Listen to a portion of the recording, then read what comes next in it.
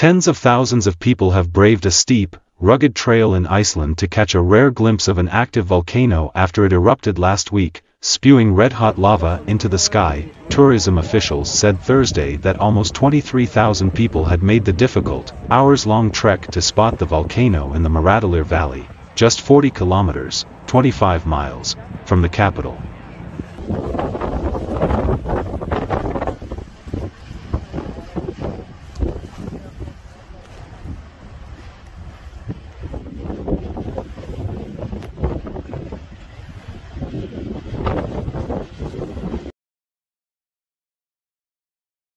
The hike to the newly formed crater is a 14 kilometers round trip across tough terrain, with a 300-meter, 985-foot, ascent. The walk takes about 2 hours from the nearest car park. Strong winds and rain have done little to deter crowds.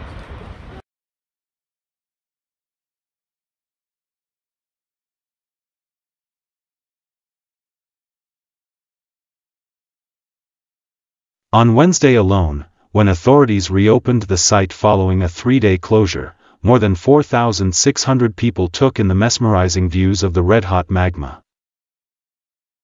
The volcano is located in the Meradalir Valley, an uninhabited area that would normally not attract more than a few visitors.